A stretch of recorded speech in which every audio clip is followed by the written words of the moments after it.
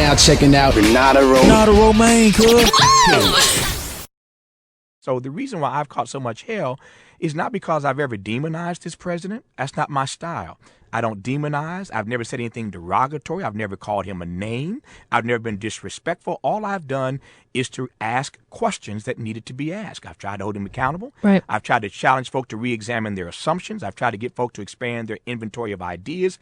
I've not treated Barack Obama any differently than I did Bill Clinton or George Bush or the other Bush or Ronald Reagan. In my tenure as a broadcaster, I've been consistent in the way I approach the White House and approach presidents in these kinds of issues and the issue of accountability. So what happened was not that I changed or that I moved. Right. It's that in this moment we were so deferential, and I'm not naive, I get it.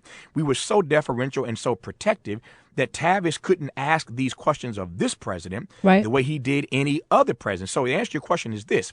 When do we come to that moment? Sadly, not until he's out of office. And then the real question is going to be, are we then going to be willing to have that conversation? Are we going to blame it all upon Republican obstructionism and never take responsibility ourselves for the fact that too many black leaders were silenced and sidelined? Too many black leaders surrendered their authority out of deference to this black man in the White House. It's Tavis Smiley on Ear Candy Mornings. Hip Hop Nation, I'm Renada Romaine, your Ear Candy. We're back talking to Tavis Smiley. His new book is a must-read, My Journey with Maya. When we left off, we were talking about President Obama and how, is it fair to say you became demonized as someone that just, attacked the president? Was that a fair assessment? I think that's a good word. Yeah. What did Dr. Maya Angelou have to say about that? Because you, to be honest, you have been made out to be the person that doesn't like the president. Hates the president. Yeah. Well, we had talks about it. Now, when he first ran, I tell the story in the book, of course. When he first ran, Maya Angelou started out a supporter of Hillary Clinton. Right. Because of their relationship, because of their Arkansas roots. Maya, of course, is from Stamps, Arkansas. Yeah. Bill Clinton from a place called Hope, obviously in Arkansas. So, and she gives the inaugural poem at Clinton's inauguration. So her friendship with the Clintons is deep and long and profound.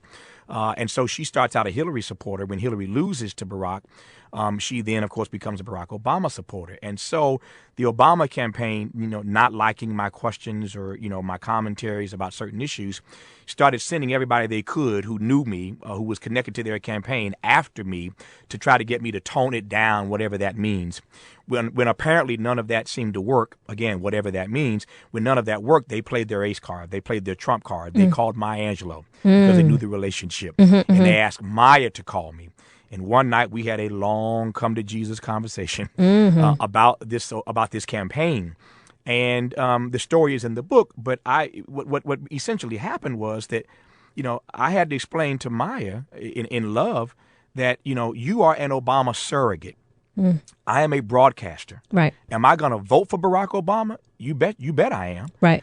I'm a proud black man. I revel in this moment. I want this brother to win. Yeah. But I'm going to hold him accountable. And Yeah. I didn't see it as either or. I saw it as both and. I can support him. I can vote for him. I can root for him. And at the same time, given my role in the media, I've got to do what I've always done. He's running for president. Yes. And I've got to ask these questions. And the strange and funny thing about it was, throughout the campaign, Barack Obama and I were talking on the phone all the time. He called me repeatedly during the campaign because he and I had been friends before he ran. Do you guys still have a good relationship today?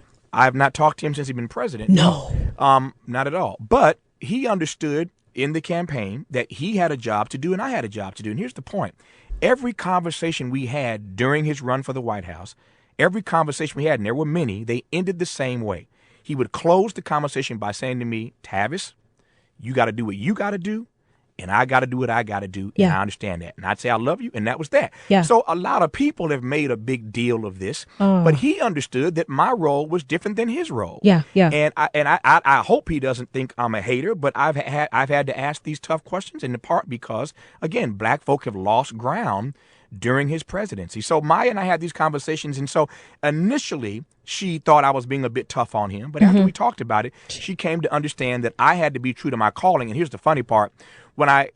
After the conversation went on for so long, I eventually said to her, I said, Mother Maya, because I was calling her Mother Maya by that point. I said, Mother Maya, let me ask you a question if I might. She said, sure, baby. I said, where, pray tell, do you think I learned all of this? Where do you think I learned how to stand in my truth? Yeah. How to be true to my calling, how to honor my vocation and my purpose. Where do you think I started to learn this? Maybe 20 years ago in Africa, when I was Ghana. hanging out with you. Yeah. So well, all she could do was chuckle at that point. I hope that you and the president can certainly repair your relationship. You know, I don't like the fact that you were made out to be a hater. We'll come back. I'm Renada Romaine, your Ear Candy Hip Hop Nation.